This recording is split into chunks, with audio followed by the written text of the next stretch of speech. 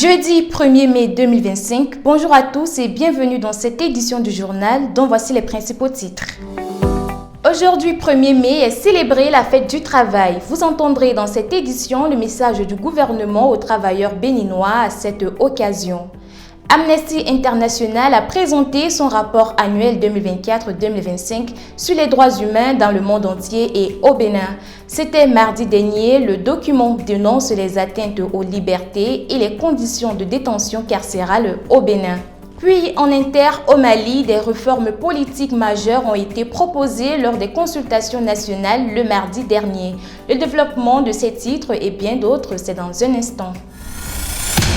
Aujourd'hui, 1er mai, c'est la fête du travail, une journée dédiée aux travailleurs du monde entier.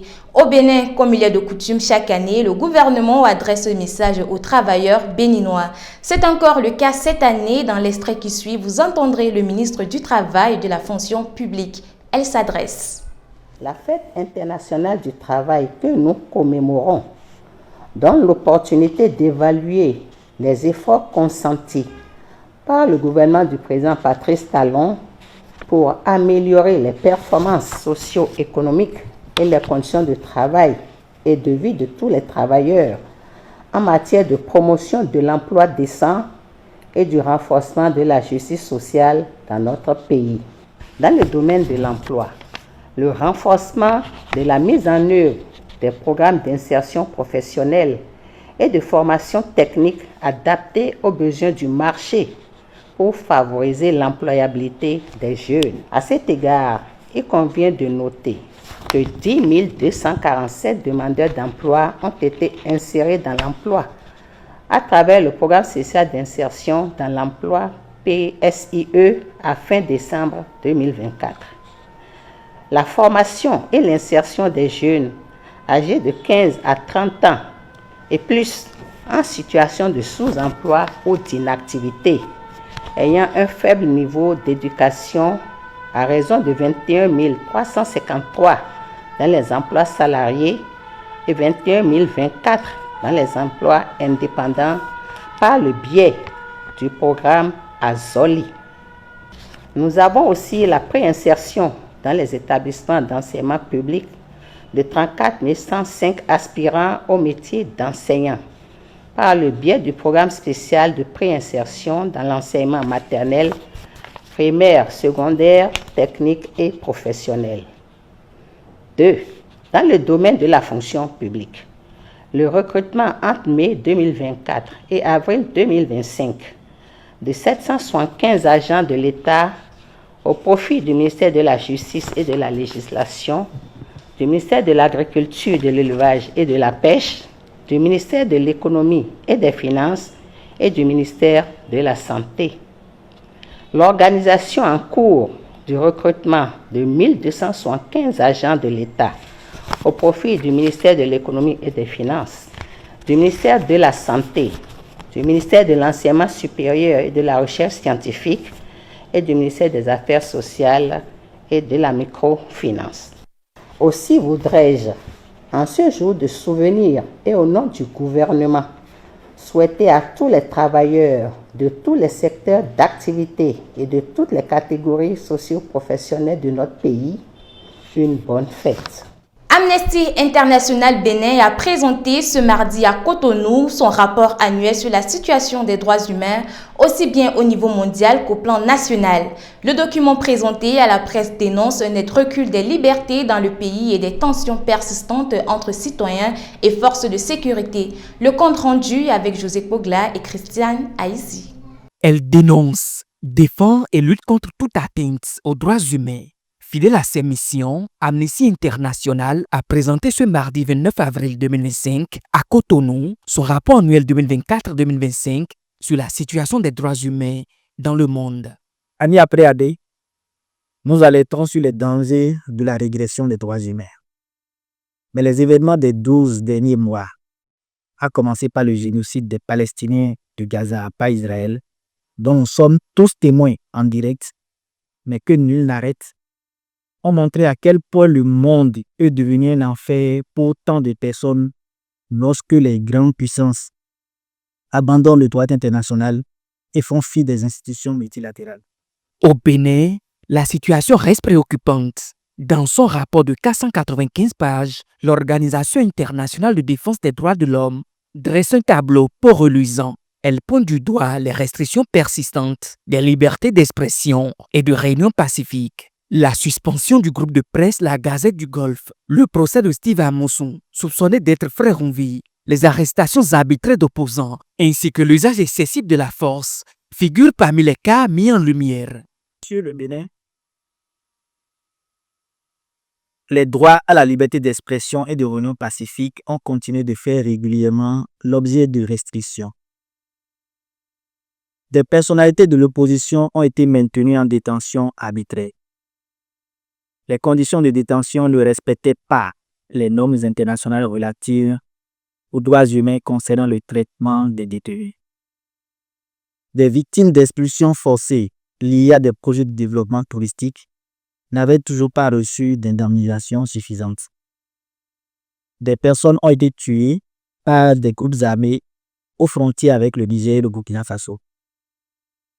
Un nouveau code électoral dénoncé par l'opposition a été adopté en masse. Ce texte limitait la participation aux futures élections présidentielles, la prochaine étant en 2026. Autre point alarmant, les conditions de détention dans les maisons d'arrêt et prisons du Bénin. Amnesty International dénonce des cellules insalubres et surpeuplées.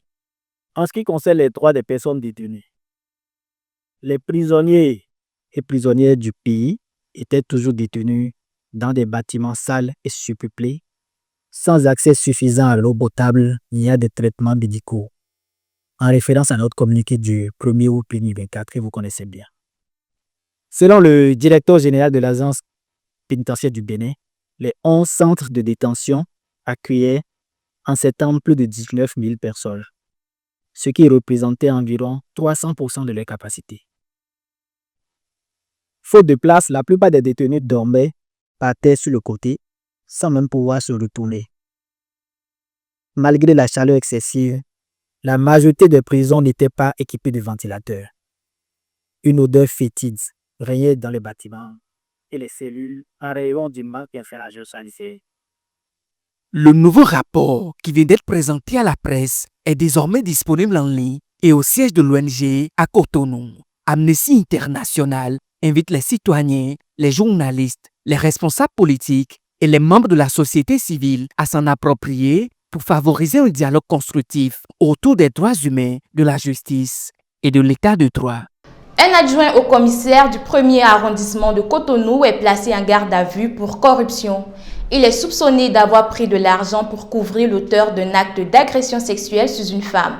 Ce dernier aurait endormi sa victime avec des substances avant de passer à l'acte. Entendu à plusieurs reprises avec la police judiciaire, l'officier devrait être auditionné par le procureur spécial de la Cour de répression des infractions économiques et du terrorisme. En plus de la sanction pénale, il risque des sanctions disciplinaires allant de la suspension à la radiation si les faits portés contre lui sont prouvés. À Cotonou, une dame a été victime d'une arnaque téléphonique qui lui a coûté sa liberté le mardi passé. Tout a commencé lorsqu'elle a reçu l'appel d'un inconnu. L'homme au bout du fil s'est fait passer pour un agent d'un réseau de téléphonie mobile.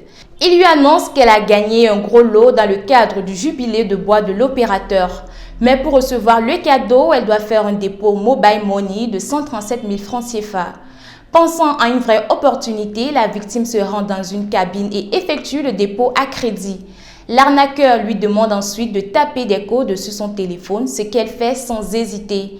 La seconde d'après, l'argent a disparu. La gérante de la cabine, ne voyant pas son argent revenir, décide alors de conduire la victime au commissariat de Fidrosset. Dans le cadre de la deuxième phase de son projet de renforcement des capacités des filles mères, l'agence Lumière Communication, avec le soutien du Fonds de développement de l'artisanat, a lancé une formation de 3 jours à l'intention des filles mères et artisanes de Lomé. Axée sur la fabrication de produits cosmétiques et agroalimentaires, cette initiative a officiellement démarré le lundi 28 avril à l'Institut Ablaville-Bicrette de Porto Novo. Au total, 50 femmes venues des 9 communes du département y prennent part. José Pogla et Ostave Capo nous en parlent. Sous vos applaudissements, je déclare ouverte la formation, l'atelier. C'est reçu ces mots de la représentante de la directrice départementale des affaires sociales et de la microfinance de l'OME que la deuxième phase du projet de renforcement de capacité des filles mères et femmes artisanes a été officiellement lancée ce lundi 28 avril 2025 à l'Institut Ablavé Micret de Porte-Novo. Porté par l'agence Lumière Communication dirigée par Dorcas Carmel Kodia avec l'appui du Fonds de développement de l'artisanat, cette initiative rassemble 50 filles mères et femmes artisanes venues de toutes les communes de l'OME. Pendant 3 jours, elles bénéficieront d'une formation axée sur l'autonomisation financière à travers des activités génératrices de revenus comme la fabrication de produits cosmétiques et agroalimentaires. Dans plusieurs communes du Bénin, beaucoup de femmes souffrent de ne pas mener une activité génératrice de revenus. L'avenir de la jeunesse dépendant de l'état des familles, il est important de rendre les femmes autonomes et épanouies pour espérer une éducation de qualité. L'agence Lumière Communication a initié le projet de renforcement de capacité des filles mères et femmes artisanes RECAFA pour accompagner les filles mères et femmes artisanes vers l'autonomisation. Dans son mot de bienvenue, la représentante de la directrice départementale a salué l'initiative qu'elle estime en parfaite adéquation avec la vision du gouvernement béninois engagé pour l'autonomisation des femmes en milieu rural. Vos activités cadrent bien avec la vision du gouvernement au sujet de l'autonomisation réelle des femmes en zone rurale. 3 jours de formation pour les outillés dans le domaine de la fabrication des produits cosmétiques et agroalimentaires, c'est toute une richesse et une belle opportunité pour l'autonomisation de la femme béninoise. Le point focal du projet, Dr Fiacre Nouadjro, a de son côté encouragé les participantes à tirer le meilleur parti de cette formation. Il les a invitées à travailler en synergie pour développer durablement leurs activités après ces 3 jours d'apprentissage. Je souhaite que ce soit un moment de fête et de convivialité entre vous, parce que venant des 9 communes de l'OME, c'est déjà un réseau que vous formez. C'est bien ça, hein? Un réseau de production, un réseau de distribution, un réseau de consommation. Et donc faites en sorte que ce type de réseau puisse naître aujourd'hui. Quand quelqu'un fabrique à Adjoum, qui soit en mesure d'envoyer à son homologue de Porte-Novo pour vendre, et vice-versa. Dès la fin de la cérémonie d'ouverture, les participantes ont été plongées dans le vif du sujet avec une formation pratique sur la fabrication de produits cosmétiques. Dans une ambiance conviviale, elles ont été formées aux différentes étapes de conception du savon liquide, du savon solide, des baumes, pommades et lait corporel. Je crois que la journée a été formidable et remplie d'émotions. On a travaillé sur spécialement 3 produits qui est le lait de base, le savon liquide et le savon dur. Et je crois que ces bénéficiaires sont vraiment motivées. Elles ont été très attentives, ce que j'ai remarqué qui m'a vraiment ravie. Satisfaits des enseignements reçus, les participants livrent leurs impressions à l'issue de cette première journée. Aujourd'hui, j'ai retenu comment on fait la fabrication du savon liquide. J'ai gardé, comment on appelle, les ingrédients, ce que je ne connaissais pas du tout avant. Donc j'ai reçu 1+1 aujourd'hui. Si je sors d'ici aujourd'hui, je suis en mesure de fabriquer du savon liquide et aussi du savon dur. Mes impressions sont bonnes. La formatrice, elle a très bien expliqué les ingrédients à utiliser pour la fabrication du savon liquide et aussi le lait de base, le lait corporel. Comment est-ce qu'on peut fabriquer le lait corporel? On est passé par tous ces aspects-là. À noter que durant ces 3 jours de formation, 16 modules au total seront enseignés aux participantes. Des communications complémentaires sur le leadership, le développement personnel, la recherche de financement et le marketing sont également prévus afin d'outiller ces femmes pour une autonomisation véritable et durable. À l'issue de la phase 2 de ce projet, c'est l'enthousiasme chez les bénéficiaires. Elles se disent satisfaites des nouvelles compétences acquises et surtout heureuses de repartir avec des attestations. Nous avons recueilli des impressions de quelques-unes que je vous invite à suivre. Ce qui m'a intéressé le plus est que souvent on achète du savon. Je sais faire le savon, pommade qu'on fait avec les hydroquinol, passe. Pour nous, là, il n'y a pas de tâches, il n'y a pas de boutons, tout. Désormais, moi, je ne peux plus acheter du savon. Pommade aussi, je ne peux plus acheter. Même Vitago, je ne peux plus acheter. Je les remercie beaucoup. Je les remercie beaucoup parce que je suis très contente par rapport à cette formation. La formation s'est bien passée. On a appris à fabriquer des produits cosmétiques, des savons de lessive, des savons liquides, de l'eau de javel. Aussi en agroalimentaire, nous avons fait le mayonnaise. Nous avons aussi fait la vinaigre, des jus de fruits, les différentes sortes de jus de fruits, d'arômes, des arômes. Cette formation est avantageuse parce que du coup, avec la cherté de la vie aujourd'hui, avoir la chance d'être formé dans des domaines de ce que la femme en a besoin à la maison pour régler certaines tâches d'urgence, ça vraiment, c'est celle qui a croisé les bras en quittant ici qui ne va pas s'en sortir, sinon c'est avantageux. J'ai retenu comment faire le savon dur, j'ai retenu comment faire le lait du corps. J'ai aussi retenu comment faire le Zoro et la bougie, comment faire la préparation de gâteau au beurre et aussi comment faire le jus de bissap, jus de